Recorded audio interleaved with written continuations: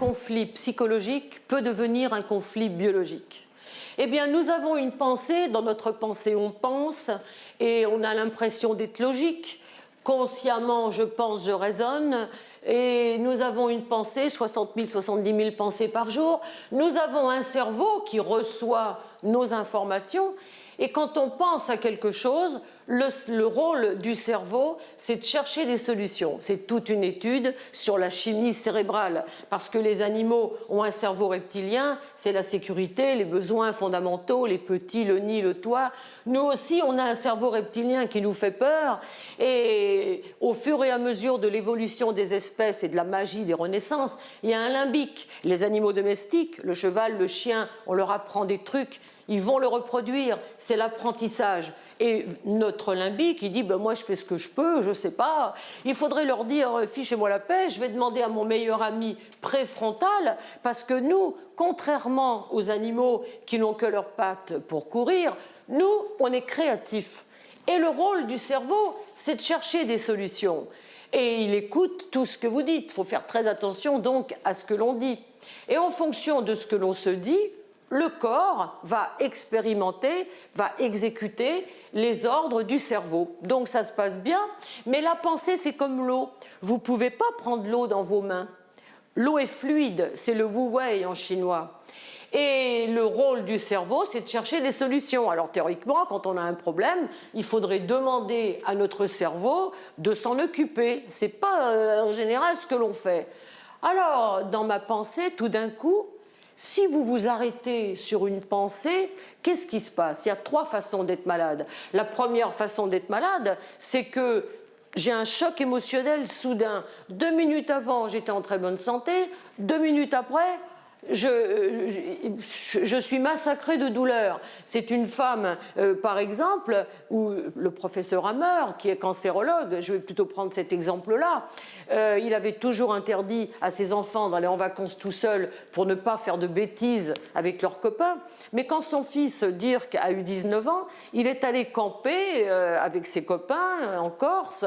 Et le samedi matin, on téléphonait au professeur Hammer pour lui dire que son fils s'était fait assassiner à la sortie d'une boîte de nuit à Ajaccio. C'est pas lui qui était visé, c'est lui qui est décédé. Le professeur Hammer va rapatrier le corps de son fils, mais tout médecin qu'il est, il n'y a pas de solution. Le stress subliminal, eh bien, quelques semaines plus tard, il va déclencher un cancer des testicules. Il a eu l'idée de se faire un scanner du cerveau. Il a vu que dans le cerveau, tous les organes s'y retrouvent et il y avait une tache à l'endroit des testicules. On a appelé ça le Dirk-Hammer syndrome. Et il démontrait comment un conflit psychologique, souvent vécu dans l'isolement parce qu'on n'en parle pas forcément, ça devient un conflit biologique parce qu'on l'expérimente dans le corps, ce que les neuroscientifiques aujourd'hui, depuis déjà 8 ans à peu près, démontrent. Et nous avons des techniques tout à fait précises pour comprendre le déclenchement d'un conflit et comment on fait pour s'en sortir. Donc la première façon d'être malade, c'est le choc émotionnel. La deuxième façon d'être malade, c'est ressasser, ruminer. Si je ressasse, je rumine toujours la même chose, je vais déclencher les mêmes émotions et dans mon corps, je vais le manifester. La troisième façon d'être malade, c'est plus insidieux. C'est quand on n'est pas à notre place dans la vie, par rapport à nos valeurs, par rapport à un métier, par exemple, ça ne nous plaît pas, tous les lundis matins, on va travailler dans un endroit qui n'est pas notre tasse de thé. On ne va pas s'en sortir indemne, hein, bien sûr.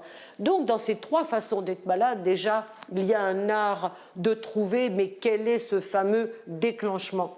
Avec des techniques précises, nous sommes capables de trouver la pointe de laser. Parce que dans tous les événements de votre vie que vous avez vécus, vous n'avez pas été malade. Il y a un détail qui a déclenché la maladie, et ça, c'est tout un art de le trouver, cette pointe d'épingle, ce que j'enseigne dans Genesis. Alors, premièrement, il faut trouver le déclenchement du problème qui n'est pas un fatras dans la vie. La deuxième chose, c'est comment on va faire alors pour s'en sortir. Eh bien, quand on apprend la chimie cérébrale, quand on comprend comment le cerveau fonctionne sur une donnée, Et quand on montre à une personne une autre vision du monde, si on change le regard qu'on a sur une situation, l'émotion change. Il n'y a que deux façons pour guérir. La première façon, c'est une solution pratique dite de remplacement. Si je suis très terrassée de douleur parce que mon mari me trompe pour une femme et que tout d'un coup elle tombe amoureuse de quelqu'un d'autre, eh bien tout d'un coup son attention est ailleurs et l'émotion a changé. C'est pratique, elle remplace. On ne peut pas toujours remplacer ses enfants. La deuxième façon d'être malade, c'est le non-attachement. C'est le dépassement du conflit. Et ça, c'est très artistique. Et je vous donne tous rendez-vous dans un cours qui s'appelle Genesis pour trouver la pointe d'épingle, le déclenchement de nos problèmes et comment on fait pour s'en sortir. C'est un chemin thérapeutique, éthique, qui va mixer les neurosciences, la chimie cérébrale et la physique quantique. Alors, il y a une solution pour guérir, mais il n'y a pas d'art sans technique. À bientôt, je vous donne tous rendez-vous pour un chemin très évolutif qui va durer 20 jours ensemble. Et dans 20 jours après, c'est vrai qu'on ne sort pas tout à fait comme on est rentré. À très bientôt.